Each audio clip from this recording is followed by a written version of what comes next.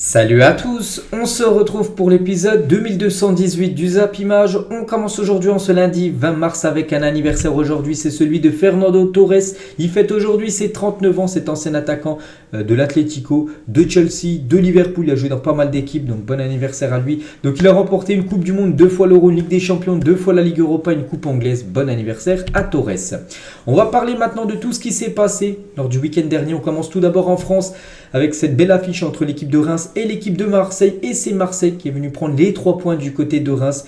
Donc les 3 buts ont été inscrits au bout de 30 minutes de jeu, donc Balogun à la 13e minute et Alexis Sanchez à la 16e et 29e minute. Donc Sanchez a permis à Marseille de prendre 3 points très importants bien évidemment pour finir dans les 2 premières places du championnat et être en Ligue des Champions saison prochaine.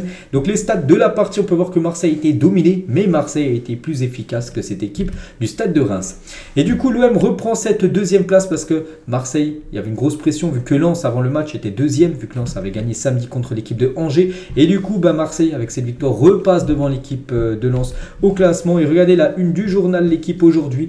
Donc l'OM lui dit merci par rapport à Alexis Sanchez. Donc l'attaquant chilien Alexis Sanchez a inscrit les 2 buts Marseille, dont un somptueux coup franc irrésistible à l'extérieur. L'OM reprend la 2e place du championnat à 7 points du Paris Saint-Germain qui s'est incliné ce week-end. On va en parler bien sûr aussi dans quelques instants, mais nous là on continue avec l'OM et Alexis Sanchez, son magnifique coup franc. Donc c'est simple, coup franc rentrant, magnifique but de l'attaquant chilien, et avec ces 2 nouveaux buts, donc c'est ses 15e et 16e buts avec Marseille.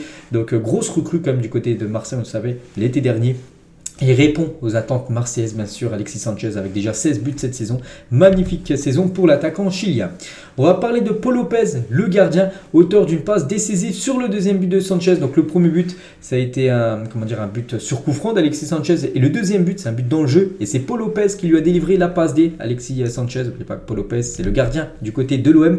Et il a quand même délivré sa 2e passe D de la saison. Incroyable, hein. Il en a déjà fait une depuis le début de la saison. Et Paul Lopez est le seul gardien du top 5 européen à avoir délivré 2 passes D cette saison. Donc voilà, félicitations au gardien espagnol. Toujours avec l'OM, donc Marseille, ça fonctionne très bien à l'extérieur, peut-être un peu moins à domicile, et 8 victoires de suite quand même à l'extérieur pour l'Olympique de Marseille.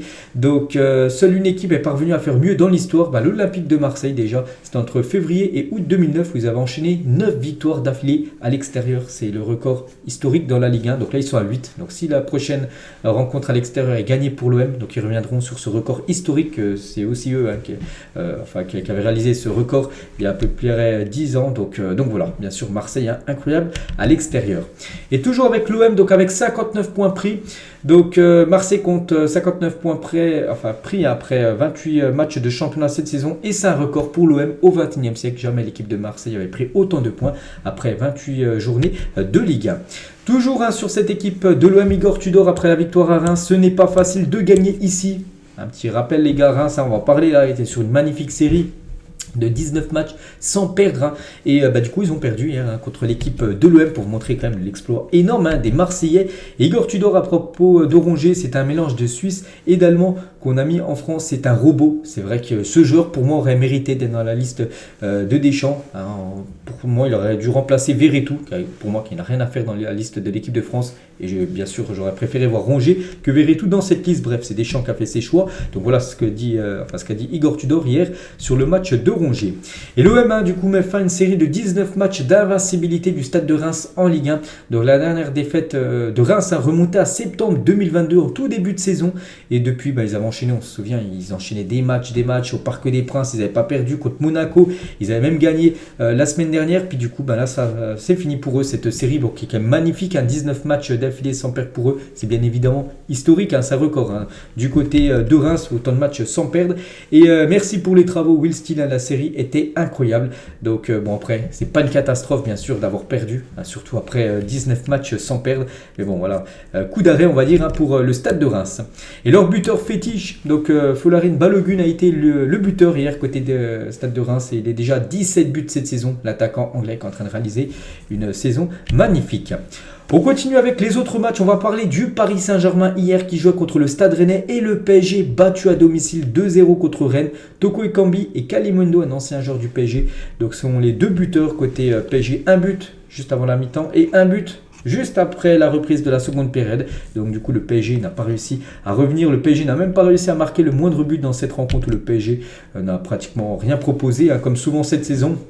Donc les stats de la partie, donc 16 tirs côté parisien, 7 tirs cadrés, mais aucun but. Il y a eu 7 arrêts comme de Mandanda qui a fait un énorme match, hein, le gardien du Stade Rennais. Donc Rennes efficace, hein, 3 tirs cadrés, 2 buts.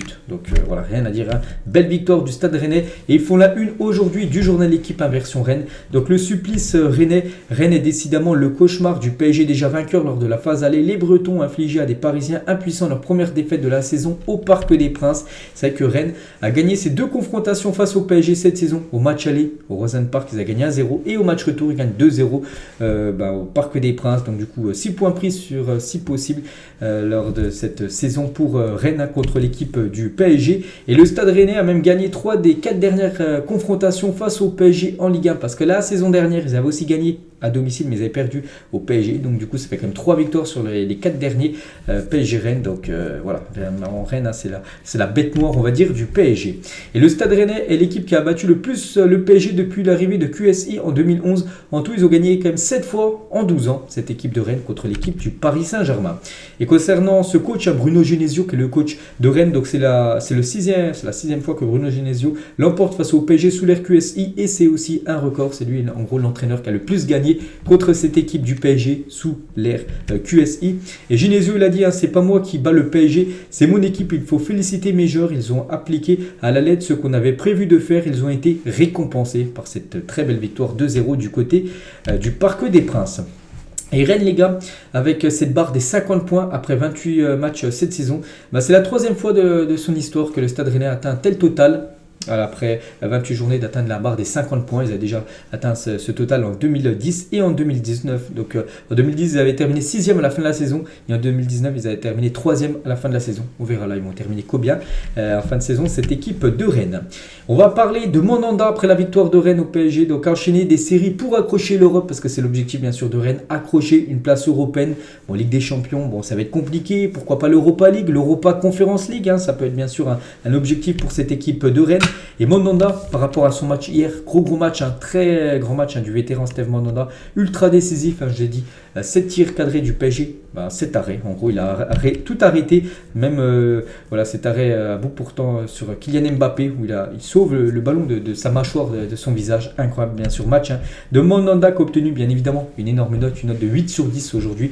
Dans le journal L'équipe par rapport à son match, ça équivaut à un très gros match de sa part, donc Mbappé un peu... On ne l'a pas trop vu, donc une note de 4 pour Kylian Mbappé. Toujours sur cette rencontre hier, Karl Toko Ekambi brise ce soir une série de 19 matchs sans marquer en Ligue 1. Il restait sur 19 matchs muets, hein, en n'ayant marqué aucun but. Puis ça y est, hier il a marqué un magnifique but, hein, contre l'équipe du PSG. En plus, c'est lui couvre le score, donc un but très important juste avant la mi-temps. Et l'autre buteur, c'est Kalimundo et la spéciale, le PSG qui encaisse un but par un ancien du club. Hein. On sait que ça a été souvent le cas, Coman. Il y a eu beaucoup des anciens joueurs du PSG qui ont inscrit des buts, bien sûr, contre le PSG, on va dire. Hein. Et cette fois-ci, c'est Kalimundo, un ancien joueur du Paris Saint-Germain, donc maintenant joueur de Rennes. Donc il n'a pas voulu non plus célébrer son but face à Paris. On peut voir bien sûr que Nasser, le président du Paris Saint-Germain, était bien sûr très déçu. On parlera tout à l'heure de Nasser. Et toujours avec Rennes, les gars, les prochaines échéances du Stade Rennais. Donc là, ils ont joué contre le PSG. Donc après la trêve, ils recevront l'équipe de Lens. Donc là, ce sera un match quasiment décisif, hein, pour l'Europe, on peut dire. Hein. Après, il y aura Lyon-Rennes et après Rennes-Reims. Une équipe aussi, j'ai dit, qui est compliquée à manœuvrer, hein, malgré qu'ils ont perdu hier. Donc voilà le programme pour Rennes, hein, dès la reprise du championnat. On va parler cette fois-ci côté PSG, parce qu'on a parlé que côté Rennes juste avant. Donc la dernière défaite du PSG à domicile en Ligue 1, c'était en avril 2021. Ça faisait quasiment 2 ans qu'ils n'avaient pas perdu à domicile cette équipe du PSG. Donc quel exploit quand même du Stade Rennais d'être venu chercher les 3 points du côté du Parc. Hein. Et le PSG quand même vient de signer sa 7e défaite en 2023, alors qu'on est seulement... l'année a déjà bien commencé quand même. On est au 20 mars, c'est déjà 7 défaites pour le PSG. Un petit rappel, à l'année dernière, en 2022, il y a eu seulement 4 défaites, hein, toute compétition confondue sur toute l'année. Et là, le PSG déjà 7 défaites, alors qu'on est seulement au mois de mars. Donc on pense qu'il y aura encore des autres défaites, hein, surtout vu comment joue le Paris Saint-Germain. Donc la saison là, c'est pas du tout une bonne saison, hein, éliminer la Ligue des Champions, éliminer la Coupe de France. Pour moi, je pense que c'est la pire saison du PSG sous l'ère QSI. Et le PSG en 2023 contre les gros adversaires. Donc voilà, en gros, le bilan. Donc des défaites contre Lens, contre Rennes, contre Marseille, contre Monaco, contre le Bayern. Aller-retour contre Rennes 2-0. Bon, ils ont gagné contre des gros, entre guillemets, contre Lille 4-3 et contre l'Olympique de Marseille 3-0. Donc voilà, le bilan n'est pas du tout bon, bien sûr, pour le Paris Saint-Germain en 2023. Et Galtier, après la défaite contre Rennes, ce match ne doit pas tout remettre en cause. Voilà ce qu'il a pu dire en conférence de presse. Mettez-vous à la place des joueurs qui préparent un match, qui rentrent dans le vestiaire avec des jeunes du centre de formation qu'ils ont dû voir 1 ou 2 fois à l'entraînement. Donc là, il dit en gros que son équipe aussi s'est inclinée hier à cause des absents. N'oubliez pas qu'il y avait beaucoup d'absents. Ramos n'était pas là, Marquinhos, Kimpembe. Voilà, ça fait beaucoup d'absents. Puis du coup, c'est un peu à cause de ça que son équipe n'a pas pu s'imposer hier contre l'équipe de Rennes. C'est que ça compte les absents quand ils sont pas là. Mais bon, voilà, il n'y a pas que ça, les gars. Même sans avec les joueurs absents, le PSG aurait dû s'imposer hier contre l'équipe de Rennes. Et toujours avec Galtier, mais les joueurs ont tout donné, ils ont donné ce qu'ils avaient à la fois dans les jambes et sur un plan athlétique par rapport au match. Donc voilà, pour lui, ces joueurs sont donnés à 100%. C'est pas ce qu'on a vu hier lors de cette rencontre au Parc des Princes. Et le hashtag Galtier, donc Galtier dehors, en gros, voilà, il faut virer Galtier en top Twitter. Donc le PSG doit-il se séparer de l'entraîneur français? Bon, je sais pas. Là, en plein milieu de la saison, enfin quasiment en fin de saison, je pense que ça sert à rien. À voir vraiment que la saison sera finie, pourquoi pas, mais là je trouve que ça sert à rien, surtout qu'il ne reste plus que le championnat. Je pense qu'il devrait rester au moins jusqu'à la fin de la saison. Christophe Galtier. Vitinha, les gars, après la défaite du PSG face à Rennes, on n'aurait jamais imaginé ça. Donc il a dit: je m'excuse auprès des supporters qui sont toujours là. Ce match, ce n'est pas nous, ce n'est pas le PSG. Nous sommes tristes, le club, le staff, les supporters ne méritent pas ça. Voilà, de cette défaite. Mais bon, voilà, c'est aux joueurs, bien sûr, de se remettre en question. Parce qu'actuellement, quand même, ça ne va pas fort. Depuis quand même la reprise de la Coupe du Monde, c'est très très moyen ce que montre le Paris Saint-Germain. Pourtant, ils avaient montré des très belles choses avant la Coupe du Monde. Et la Coupe du Monde, on a l'impression, ça a tout fait foirer, on va dire, le schéma de jeu parisien. Et Léo Messi, les gars, donc on avait entendu des rumeurs avant le match. J'en parlais déjà depuis 2-3 jours qu'il y aurait eu des sifflets à son encontre. Donc il a été bien sifflé à l'annonce du 11 parisien au Parc des Princes. Bon, ça a été des petits sifflets, on n'a pas trop entendu, mais il a été sifflé. Bon, après, il n'a pas été sifflé dans le match. Donc voilà, concernant la situation, bien sûr, de Léo Messi, qui a fait un match très compliqué, bon, un peu comme tous ses collègues hier, parisiens. Et Léo Messi, les gars, est rentré directement au vestiaire, donc à la fin du match. Donc tous les joueurs, à part Messi et Verratti, qui sont partis direct au vestiaire, sinon Mbappé, Ekitike, donc voilà, tous les joueurs qui ont joué sont partis quand même, on va dire saluer le public parisien qui a quand même soutenu le PSG jusqu'à la 95e minute. Ils auraient pu les siffler parce que voilà, ils perdaient quand même 2-0, le public était derrière eux. Mais voilà, Messi, lui, il est parti directement au vestiaire. Donc voilà, on sent quand même que la rupture est totale entre Messi et l'équipe du Paris Saint-Germain. Et ils ne sont pas contents, Nasser et Luis Campos. Regardez cette photo à la 75e minute quand Rennes menait 2-0. On peut voir la tête dépitée, bien sûr, du président et du directeur sportif parisien. Et les 3 prochains matchs du PSG, donc là, c'est la trêve internationale, ça sera quand même des matchs très importants. Donc à la maison contre Lyon. Ensuite, ça sera un déplacement à Nice. Puis ensuite, ça sera la réception de Lens. C'est quand même aussi 3 gros rendez-vous pour le PSG. N'oubliez pas que le PSG, c'est pas acquis encore la Ligue 1. Il y a 7 points, c'est vrai, d'avance sur l'OM. Mais bon, avec comment joue le PSG actuellement et des adversaires comme ça, le PSG pourrait lâcher encore quelques points. Et il y a du beau monde au parc hier. Donc Keylor Navas est au Parc des Princes, ce gardien de Nottingham Forest. Donc hier, il jouait pas, donc il est venu voir son ancien club. Il était en loge avec Sergio Ramos, lui qui était blessé. Et il y avait aussi la star américaine Kim Kardashian qui était actuellement au Parc des Princes hier.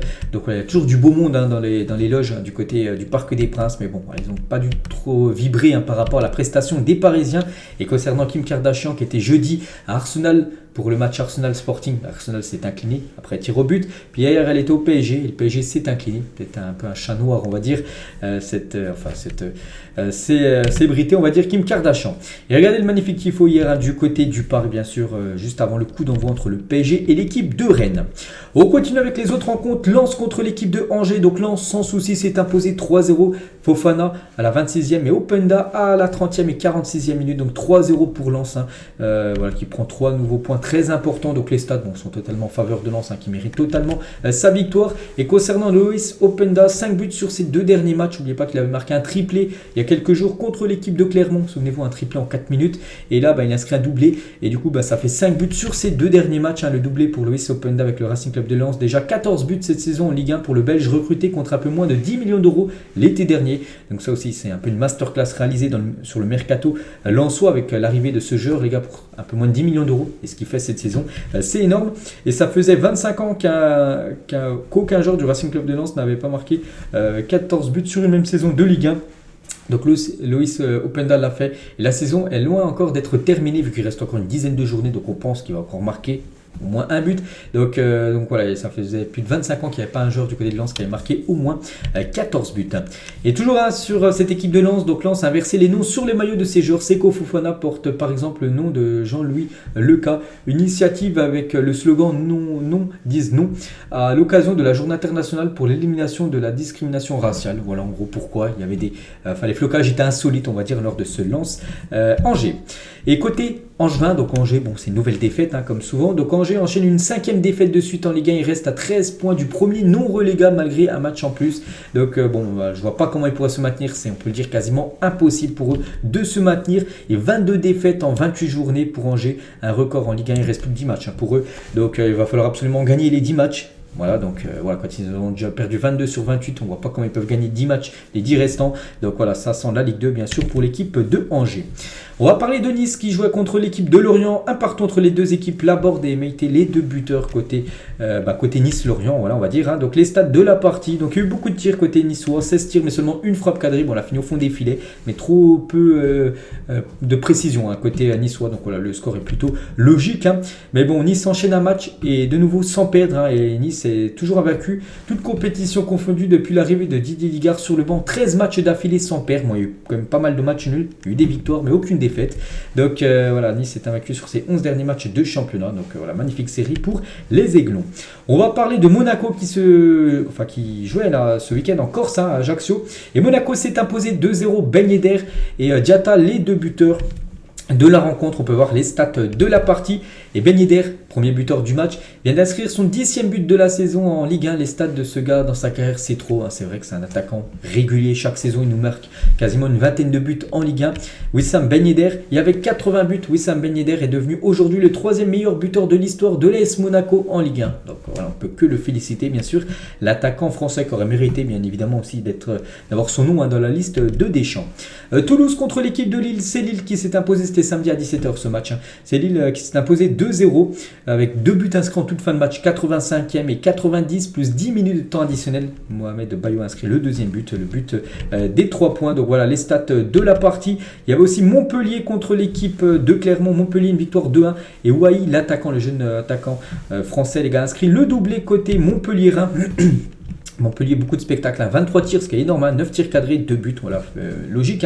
La victoire, il y a eu beaucoup de tirs cadrés, parce que 9 pour Montpellier, 8 pour Clermont, donc il y a eu quand même beaucoup d'arrêts des deux gardiens. Et 12 buts cette saison pour le jeune ailier Wai, à 20 ans seulement, il est l'un des plus gros... plus grosse pépite on va dire du football français on va dire pour le futur et il a déjà marqué 25 buts depuis ses débuts en première division, pas mal quand même pour un joueur de seulement 20 ans, donc pas sûr que Montpellier arrive à le conserver la saison prochaine, je pense qu'il pourrait être vendu pour une grosse somme. Il y avait aussi l'équipe de Troyes contre l'équipe de Brest, score final 2 partout entre ces deux équipes, on peut voir les stats de la partie. Et pour finir, c'était Strasbourg contre la Géocère et c'est Strasbourg qui s'est imposé 2-0 contre l'équipe bourguignonne, donc voilà une victoire logique de Strasbourg. Du coup tous les résultats de cette 28e journée de Ligue 1. Donc il ne reste plus que 10 matchs. Il y en a 38 de journées dans le championnat français. Un petit coup d'œil au classement par rapport aux meilleurs buteurs. Donc Jonathan David et Kylian Mbappé, les deux meilleurs buteurs. 19 buts. Ben Yedder avec son but 17. Lacazette 17 et Balogun aussi qui a été buteur ce week-end. 17. On peut avoir Messi 13 ou même Neymar 13. Bon, Neymar ne marquera plus dans ce championnat. Et du coup le classement. Donc le PSG maintenant 7 points d'avance sur l'équipe de Marseille. Avec la victoire de Marseille, la défaite du PSG. Marseille revient un peu. Tout reste jouable. Il reste encore 10 matchs. Il reste encore 30 points à distribuer, donc 6 points d'écart entre le premier et le deuxième. Bien sûr, tout peut arriver. Donc Lens 3e, après il y a un petit creux de 3 points en dessous, avec Monaco 54 points ensuite, 4 points en dessous, c'est Rennes. Donc après c'est serré, voilà. Donc Lyon est à 10e, Lyon, c'est pour ça qu'il est objectif pour eux, remporter la Coupe de France, pour se qualifier pour l'Europa League, parce que par rapport au championnat, finir dans le top 5, ça sera très compliqué pour les Lyonnais. Direction la première ligue, on commence avec le leader Arsenal qui jouait contre une équipe, pas loin de chez elle, c'était un derby dans Londres, c'était Crystal Palace et Crystal Palace on a pris 4 du côté de Arsenal. Martinelli buteur, Granit Xhaka buteur, il avait été également buteur en Europa League contre Sporting il y a quelques jours et Bukayo Saka doublé. Donc les Gunners s'envolent dans le classement de ce championnat anglais. Donc Arsenal est la première équipe de Première Ligue à remporter 9 derbys de Londres sur une même saison. Voilà, je ne vais pas citer toutes les équipes qu'ils ont joué, mais savez qu'il y a beaucoup de clubs dans Londres et du coup il y a beaucoup de derby. Et du coup ils ont quasiment tout gagné à part un match nul contre Brentford. Donc Londres est rouge, on peut dire, hein, par rapport bien sûr aux couleurs des Gunners. Et Saka aujourd'hui contre Crystal Palace, donc décisif sur 3 des 4 buts inscrits par son équipe. Donc 2 buts et une passe D. Donc Saka c'est surcoté ou sous-coté. Bon, c'est sa juste valeur, hein, parce que c'est un joueur qu'on parle beaucoup. Voilà, c'est un très très bon footballeur, on le sait tous. Hein. Et cette saison, il vient de passer le double-double. Donc 11 buts et 10 passes décisives. Le double-double, c'est minimum 10 buts et minimum 10 passes D. Ah, voilà, lui, il a dépassé bien sûr ce total avec sa passe D qu'il vient de faire, même son doublé. Donc voilà, il vient de faire son double-double. Martinelli, les gars, sur Instagram, je ne me lasserai jamais de jouer pour cet écusson. Hein, bien sûr, se plaît très bien du côté des Gunners, celui qui a marqué un but hier, l'attaquant brésilien.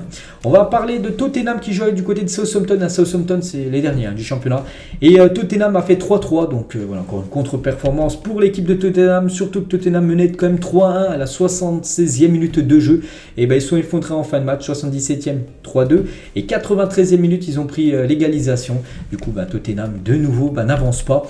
Et Antonio Conte, le coach, désigne complètement son équipe. Il a dit, ils sont habitués ici, ils ne jouent pas pour quelque chose d'important. L'histoire de Tottenham est la même depuis 20 ans. Il y a un propriétaire, mais ils n'ont jamais rien gagné. Donc pourtant, c'est son équipe. Il a dit ça, que voilà, ça fait 20 ans, c'est toujours la même chose du côté de Tottenham. C'est une équipe qui déçoit énormément. Et voilà, 3-3, ils sont fait revenir. Puis c'est même pas sûr qu'ils jouent en plus la Ligue des Champions saison prochaine, eux qui ont été éliminés là, il y a quelques jours de la Champions League. Et le buteur, donc lui il en a marqué face à Harry Kane, donc il a marqué combien de buts Harry Kane? Un but. Et donc sur les 21 buts, lui il fait sa saison. Harry Kane, pas sûr qu'il reste en fin de saison, n'oubliez pas qu'il est en fin de contrat en juin 2024. Donc sur les 21 buts inscrits par Harry Kane en Première Ligue cette saison, 9 ont été inscrits de la tête, dont son but hier inscrit de la tête pour l'attaquant anglais. Et ce joueur qui a été acheté quand même pour plus de 58 millions d'euros de Everton à Tottenham, donc Richarlison, donc sort en larmes après seulement 3 minutes de jeu face à Southampton. Donc saison très difficile pour le Brésilien. Voilà, 3 minutes de jeu déjà sorti sur blessure. Donc lui qui n'a toujours pas marqué le moindre but, quand même toujours 0 but. Il a marqué le même nombre de buts que moi j'ai marqué en Première Ligue cette saison, 0. Donc incroyable bien sûr pour Richarlison, acheté, je dis quasiment 60 millions d'euros. Et Theo Walcott, les gars, 34 ans, l'ancien Gunners, un but et une passe D face à Tottenham hier, donc il n'avait plus marqué en Première Ligue depuis mai 2021, ça faisait quasiment 2 ans qu'il n'avait pas marqué le moindre but du côté du championnat anglais. Chelsea, les gars, joue contre Everton et Chelsea concède le match nul de partout. Ils ont été égalisés en toute fin de match à la 89e minute, ils ont concédé le match nul, donc ça c'est pas du tout un bon résultat bien sûr pour les Blues de Chelsea. Il y avait aussi Leeds qui s'est imposé 4-2 du côté de Wolverhampton, et on va parler juste du gardien français Ilan Meslier qui est convoqué avec l'équipe de France Esport. On pense qu'il aurait pu être avec l'équipe première. Donc il est devenu le plus jeune gardien de l'histoire de la Première Ligue à atteindre le cap des 100 matchs à seulement 23 ans et 16 jours. C'est son anniversaire en gros. Il a déjà disputé 16 matchs comme en Première Ligue. C'est quand même énorme ce que réalise le gardien français. Toutes les autres rencontres de ce championnat anglais ce week-end, donc à noter qu'il y a eu beaucoup de matchs qui ont été reportés comme Liverpool-Fulham, Brighton, Manchester United ou Manchester City-West Ham, parce qu'en gros il y avait de la FA Cup, on va en parler juste après. Donc un petit coup d'œil au classement après les matchs qui ont été joués ce week-end. Donc Arsenal maintenant a, comme ça fait 8 points d'avance sur l'équipe de City. Bon après City a un match en retard par rapport à Arsenal, donc Arsenal quand même s'envole pour remporter ce championnat anglais. Et on va parler des équipes qui n'ont pas joué en Première Ligue parce qu'elles jouaient en FA Cup, c'était les quarts de finale. Et on commence avec Manchester City contre Burnley. Et City, après la victoire 7-0 il y a quelques jours contre Leipzig, cette fois-ci ils en ont passé 6 à Burnley. Donc Alvarez buteur, doublé, Palmer buteur et bien sûr Haaland qui a joué. Il a marqué un triplé, Erling Haaland. Bon, voilà, c'est complètement fou. On a l'impression c'est tout le temps pareil pour Haaland. Donc Haaland voit triple. Donc il a marqué 5 buts contre Leipzig il y a quelques jours. Et là il en met 3 ce week-end. Donc Haaland, c'est 8 buts marqués en 4 jours. Voilà, que dire. Pour moi, il deviendra le meilleur buteur de l'histoire du foot, tout simplement. Le meilleur numéro 9 du foot. On parle beaucoup de R9, tout ça. Dans quelques années, les gars, ça sera lui, je pense, considéré comme le plus grand 9 de l'histoire du football. Erling Haaland. Et Haaland, les gars, 37 matchs, il est déjà à 42 buts. Incroyable bien sûr, l'attaquant norvégien. Donc triplé cette saison 6 fois, il a déjà inscrit des triplés. Match sans marqué à domicile cette saison 5 fois.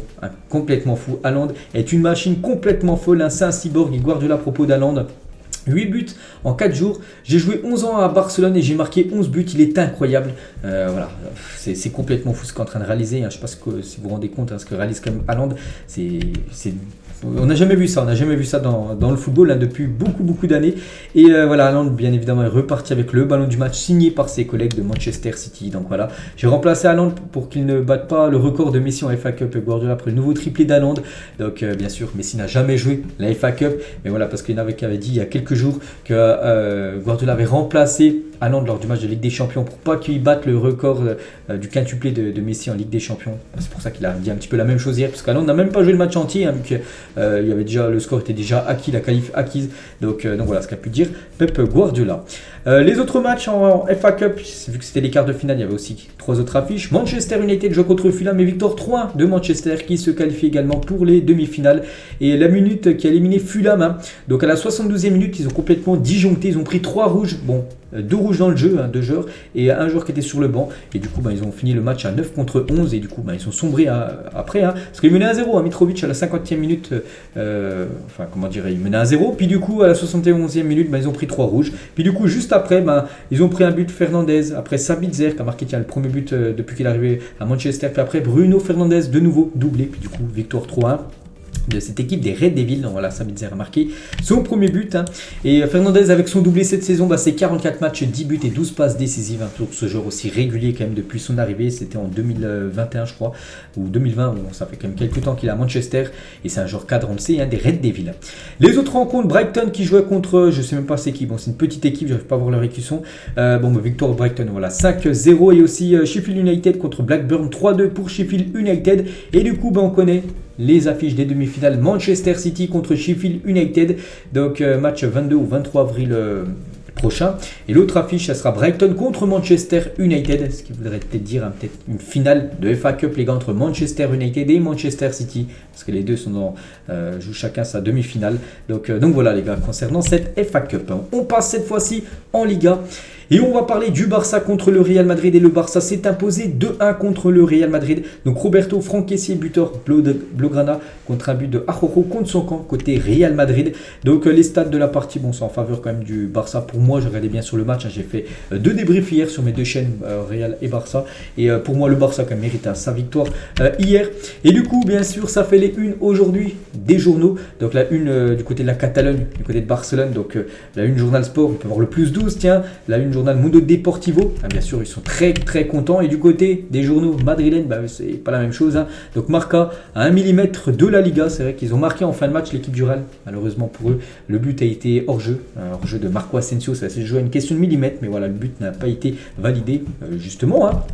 Et là, une journal As, sans se terminer, en gros, c'est fini. Voilà, c'est fini. Moins 12 pour le Real Madrid sur l'équipe du Barça. On voit pas comment le Barça peut s'effondrer en fin de Liga. Donc du coup, voilà, ça sent très bon quand même pour le Barça qui compte, j'ai dit, 12 points d'avance en tête de la Liga. Et s'envole vers le titre. N'oubliez pas que le Barça, ça fait 4 ans qu'ils n'ont pas remporté la Liga.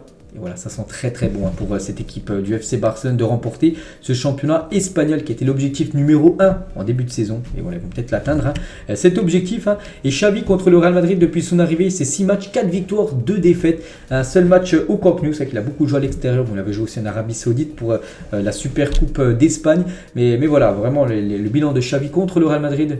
En tant qu'entraîneur, il est très bon pour le coach Blaugrana. Et la dernière victoire du Barça face au Real Madrid en compétition officielle au Camp Nou remontait au 28 octobre 2018. Hein. C'est vrai que ça faisait quasiment 5 ans que le Barça n'avait pas battu le Real Madrid au Camp Nou en compétition officielle. Parce qu'il y a eu souvent des victoires du Real au Camp Nou. Et voilà, donc voilà, ils ont cassé cette mauvaise série à domicile, hein, cette équipe Blaugrana. Et Xavi, les gars, le premier entraîneur du Barça, a gagné 3 classicos en une année depuis Pep Guardiola en 2011. C'est vrai qu'en finale de la Super Coupe d'Espagne, victoire 3-1. Coupe du Roi, demi-finale aller, victoire 1-0. Et hier, victoire 2-1. Donc voilà, déjà 3 classicos gagnés en l'espace de quelques semaines seulement pour Xavi. N'oubliez pas qu'il y a un classico aussi qui est prévu. Là, ce sera début avril. Ça sera le match retour entre le Barça, de nouveau à domicile, contre le Real Madrid.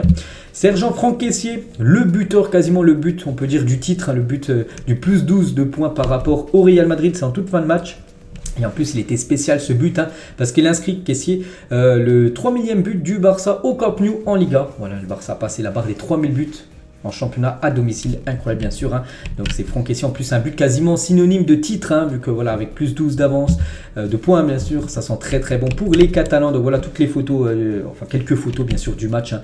Donc, n'hésitez pas, les gars, à jeter un petit coup d'œil cet après-midi sur mes chaînes Barça-Real, où je ferai bien sûr un gros débrief sur cette rencontre hier où il y a beaucoup d'autres infos aussi à vous donner. Et Pep Guardiola, les gars, était présent au Camp Nou pour le Classico. Donc il a joué, j'ai dit, contre Burnley, c'était samedi. Donc hier, il était libre, donc il est venu à Barcelone. Bien sûr, regardez cette rencontre de son ancien club. Et ce couple de supporters barcelonais commence bien sa soirée avec une demande en mariage en direct au Camp Nou. Donc il a demandé en mariage maintenant sa femme, parce qu'elle a accepté. Donc voilà, bien sûr, pour eux, ça a été une magnifique soirée. Ils sont demandés en mariage et aussi le Barça s'est imposé. Et Rosalia et Drake, parce que Rosalia, c'est elle qui était sur le sponsor, on va dire, du maillot Blaugrana. Ça a été victoire Drake, un peu le chat noir, on va dire, dans le football. Et le Barça s'était incliné, bien sûr, quand il y avait eu, on peut dire, le sponsor. Un hors-jeu est un hors-jeu. C'est vrai qu'on revient sur ce hors-jeu, les gars, de Marco Asensio. Ça s'est joué à rien, mais bon, le but a été logiquement annulé, c'est vrai que c'est mal à voir. Moi je suis totalement d'accord, malgré que des fois ça se joue à rien, ça rend le football plus juste. Et le but n'a pas été compté. Pourtant il avait déjà fêté tout ça, bien sûr, Marco Asensio. Mais bon, en plus là, c'était 2-1 pour le Real Madrid. Donc là, c'était un très bon résultat. Et du coup, non, les gars. Parce qu'après, le Barça a mis ce 2-1. Et du coup, victoire des Blaugrana. Et le geste fair play de Vini qui est allé réconforter Araujo après son compte son camp. Donc Vini a quand même mis la misère à Araujo hier. Et bon, ça n'a pas suffi pour s'imposer. Mais Araujo a marqué contre son camp. Et Vini est parti. Parce que les gars, même s'ils sont adversaires, ils ont un respect les deux. Puis voilà, Vini est parti quand même le réconforter après le compte son camp qu'il a mis hier. On continue les gars avec la Liga, l'Atlético contre Valence. Donc l'Atlético s'est imposé, c'était samedi soir, 3-0 contre Valence. Notez que Griezmann, Thomas Lemar, deux Français ont été buteurs. Yannick Carrasco a inscrit le but du milieu, enfin le deuxième but, mais bon, le but du 3-0.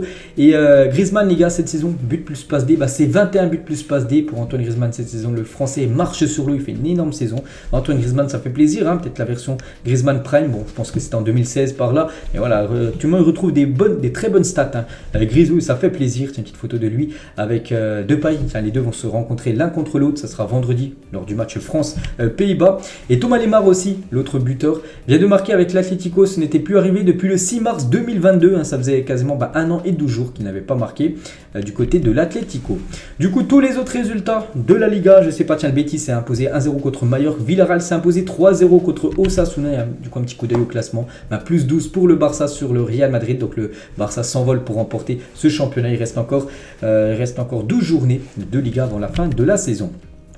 Direction l'Italie, et on commence avec cette équipe aussi qui devrait remporter le championnat, Naples, qui joue du côté de Turin, du côté de Torino, et ils sont soucis 0-4 pour l'équipe de Naples. Osimhen doublé, Kvaratskhelia comme d'habitude buteur, et Ndombele également a été buteur dans ce match à sens unique. Donc Osimhen avec son doublé, donc il a 21 buts cette saison en championnat, et Osimhen vient d'égaler Samuel Eto'o en tant que joueur africain avec le plus de buts sur une saison de Serie A. Donc Eto'o, c'est lui qui avait le record. En 2010-2011, il avait inscrit 21 buts en Serie A en tant que joueur africain. Osimhen est à 21 buts alors qu'il reste encore 10 matchs à disputer. Donc on pense qu'il va être encore buteur au moins une fois. Il deviendra le meilleur buteur, on va dire, africain sur une saison. Du côté de la Serie A, lui aussi bien sûr il a été buteur, Kvaratskhelia. Donc en Serie A les gars, c'est le double-double, 23 matchs, donc 12 buts et 10 passes décisives. Ça y est, il vient de passer le double-double en Serie A et toute compétition confondue. Donc là on passe à 30 matchs, 14 buts et 15 passes D pour le joueur géorgien. Le dauphin de Naples, c'est la Lazio, qui est très loin au classement, mais c'est le dauphin. Il joue, c'est un derby, Lazio de Rome contre l'AS Roma. Et c'est la Lazio qui s'est imposée 1-0 grâce à Zaccagni, l'unique buteur de la rencontre. Voilà, c'est lui, c'est déjà quand même son 9e but avec ce joueur que je ne connais pas trop. Mais bon, voilà, les gars, il y a déjà 9 buts en championnat. Et il délivre, on va dire, la Lazio dans le derby de Rome, parce que c'est toujours un match spécial, les derbys. Donc Lazio de Rome, le derby de Rome entre ces deux grandes équipes. Et l'énorme tension entre José Mourinho, le coach de l'AS Roma, et le président de la Lazio dans les couloirs après le derby. Qui tu regardes toi? Qu'est-ce que tu regardes toi? Moi je suis le président de la Lazio, toi tu es qui? Tu es suspendu, tu as rien à faire ici, parce que il est suspendu, José Mourinho, il n'était pas sur le banc, mais bon, il était aperçu dans les couloirs, puis c'est embrouillé, on va dire, avec le président de la Lazio. Donc voilà, c'était très très chaud à la fin du match. Udinese les gars contre l'AC Milan, et l'AC Milan de nouveau perdu, une défaite 3-1 pour cette équipe toujours comme qualifiée en Ligue des Champions en quart de finale. Donc voilà, c'est une défaite, c'est comme ça. Regardez le buteur côté AC Milan, c'est Zlatan les gars. Zlatan, 41 ans et 166 jours, devient le plus vieux buteur de l'histoire de la Serie A. C'est incroyable, bien sûr. Zlatan Ibrahimovic, donc son premier but avait été inscrit en septembre 2004, et on est quand même en mars 2023, ça fait 19 ans. depuis son 19 ans, depuis son premier but. Donc incroyable bien sûr, Zlatan Ibrahimovic. Et concernant toujours l'équipe de Milan, sur ses 10 derniers matchs de championnat, l'AC Milan pointe à la 14e place du classement. C'est vrai que si on faisait un classement sur les 10 derniers matchs, 14e il serait. C'est une catastrophe. 11 points, 3 victoires, 5 défaites, 2 matchs nuls seulement. Donc bon, ça se passe plutôt bien on va dire en Ligue des Champions, vu qu'il y a la qualif en quart, mais en championnat c'est une catastrophe pour cette équipe de l'AC Milan. L'Inter joue contre la Juve, c'est aussi le gros match hier. Et la Juve s'est imposée 1-0 grâce à Kostic, le joueur serbe. Donc voilà, la Juve, ça va très très bien. Donc la Juventus n'a perdu qu'un seul de ses 12 derniers matchs, toutes compétitions confondues, 10 victoires, 1 nul, 1 défaite, sont qualifiés en Europa League, en quart de finale de l'Europa League. Donc ça se passe plutôt bien pour la Juve, malgré les 15 points en moins au classement. Donc côté Inter, qui s'est incliné contre la Juve, les 5 derniers matchs de l'Inter, c'est seulement 1 victoire, 3 défaites, un match nul. Eux aussi font du surplace, un peu comme leurs collègues de l'AC Milan. C'est que les deux clubs de Milan qui sont quand même en Ligue des Champions qualifiés, on peut voir que les derniers matchs ne sont pas du tout bons. Et toujours avec ce Inter Juve, c'était très très chaud entre Lautaro Martinez et Locatelli, le joueur italien. Ils sont un peu embrouillés les deux. Et Simone Inzaghi, le coach de l'Inter, il a dit: ce que l'on a subi est inacceptable. Ce soir, c'est trop grave ce qui s'est passé, surtout lorsqu'il y a le VAR. C'est un but qui ne devrait pas être validé, ça pénalise notre classement. Donc là, il reproche la VAR de ne pas avoir fait son boulot hier, le coach Inzaghi. Du coup, tous les autres résultats en Italie. Donc voilà, tiens, la Fiorentina s'est imposée 1-0 contre Lecce. Un petit coup d'œil au classement. Donc Naples 71 points. Donc on ne voit pas comment ils peuvent perdre le championnat. Lazio 52 points, l'Inter 50, Milan C 48, l'AS Roma 47 et la Juve 41. Cette équipe qui a quand même pris 15 points en moins. Donc voilà, ils auraient 56 points par exemple s'ils n'auraient pas ces 15 points en moins, et ils seraient actuellement deuxième du championnat avec 4 points d'avance sur la Lazio qui serait troisième. Donc voilà, la Juve, les gars, quand même, ça performe malgré les 15 points en moins cette saison. Et on finit bien sûr ce tour d'Europe avec le championnat allemand, et on commence avec cette très belle affiche Bayer Leverkusen contre le Bayern Munich. Et le Bayern Munich battu du côté du Bayer Leverkusen. Donc Kimmich, buteur côté Bayern, le Bayern mené 1-0, mais Palazzo doublé sur penalty. Donc le travail de cet homme à la tête du Bayer Leverkusen est énorme. C'est Xabi Alonso qui est le coach maintenant de cette équipe de Leverkusen. Puis voilà, il fait du très très bon taf bien sûr. L'ancien joueur du Bayern Munich, ou même ancien joueur du Real Madrid. Et Amin Adli, les gars, face au Bayern Munich. Donc à la 55e minute, il reçoit un carton jaune pour simulation de la surface. La VAR vérifie, accorde un penalty, retire le jaune, parce qu'en gros il y avait vraiment faute. Donc du coup il a penalty inscrit par Palacio. Et juste après 62e minute, la même chose, reçoit un autre jaune pour simulation. L'arbitre encore pensait qu'il faisait une simulation. La VAR de nouveau examine, on va dire la faute. Demande à nouveau un péno et retire à nouveau le carton jaune. Incroyable. Et du coup ce deuxième penalty obtenu, ça fait le deuxième but du Bayer Leverkusen. Complètement fou le match d'Amin Adli. Dortmund, les gars, joue contre Cologne 6-1. Dortmund s'est imposé. Donc voilà, tous les buteurs. Reus doublé, Haller doublé, Guerreiro buteur et Malen également buteur. Donc voilà, Dortmund est le nouveau leader de la Bundesliga, vu que le Bayern s'est incliné à Leverkusen. Dortmund s'est imposé. Donc Dortmund a un point d'avance sur l'équipe du Bayern Munich. Donc Dortmund n'a plus perdu en championnat depuis le 11 novembre 2022. Voilà, ça va très très bien quand même pour cette équipe du BVB en championnat. Et Reus, auteur d'un doublé, est devenu donc hier le deuxième meilleur buteur de l'histoire de Dortmund avec 161 buts. Il ne lui manque plus que 17 buts pour dépasser Alfred Prebler, actuel meilleur buteur de l'histoire du club. Et on pense que s'il reste encore une saison, je pense au moins, donc voilà, il deviendra meilleur buteur de l'histoire de cette équipe du BVB, le légendaire Marco Reus. Et lui aussi, les gars, gros match, un doublé et une passe décisive, donc décisive sur 3 des 6 buts inscrits par son équipe pour l'attaquant ivoirien Sébastien Haller. Bochum, les gars, contre Leipzig, victoire de Bochum 1-0. Et il y avait aussi Union Berlin contre Francfort, victoire de Union Berlin 2-0. Et une petite info concernant Hoffenheim, les gars, qui s'est imposé contre le Hertha 3-1. Et Hoffenheim vient de s'imposer en Bundesliga pour la première fois depuis le 14 octobre 2022. Ça faisait 155 jours qu'ils n'avaient pas gagné un match de Bundesliga, cette équipe de Hoffenheim. Ils ont gagné ce week-end.